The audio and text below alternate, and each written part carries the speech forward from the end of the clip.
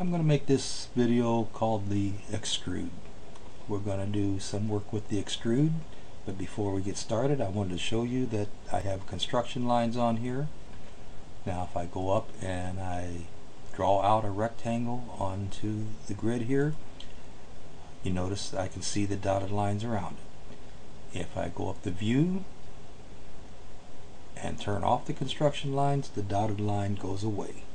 Be aware of this when you're working with any of the new features that are included now. Let's click on the dotted line here, and we're going to go to extrude button, click on OK. You have the panel bar come down on the bottom. You have vertical, horizontal, and angle. On the vertical means that you can see the arrows here, it's going up and down here. Horizontal means that the arrows are going across it. Angles, I'm going to put in a 5 degrees here. Click anywhere else on the screen. Notice that the arrows are now going on an angle there. Okay, let's go back to horizontal, and now we're looking down the rectangle here. I'm going to use the arc tool, and I'm going to do a little fancy here. I'm not going to do a full arc.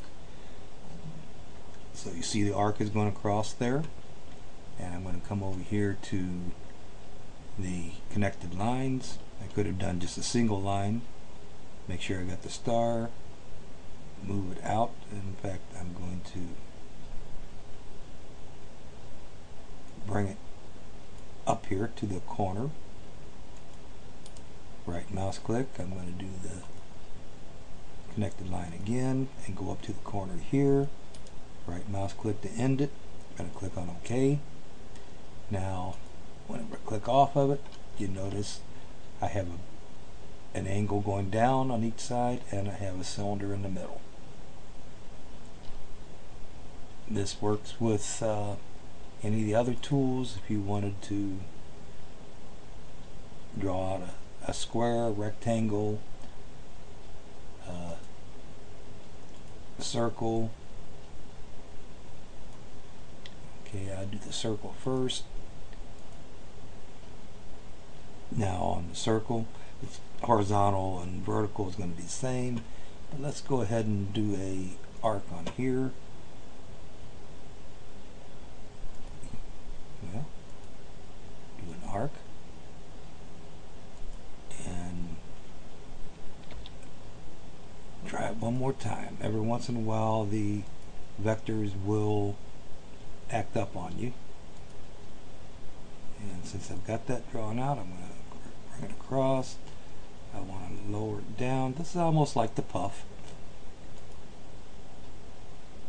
and if you look at it, we now have it goes all the way across from the center, and it goes just like your domes that you had before. Let's do the rectangle and extrude. And here again, whichever way we want to go, let's do an angle this time. 5 degrees, click anywhere else, and let's go to a spline just so we can kind of see something. It's going to be more or less like a dome, but it's not quite. Okay, right mouse click, going to click on OK. And you can see that it actually does come in from a slight angle and goes across it.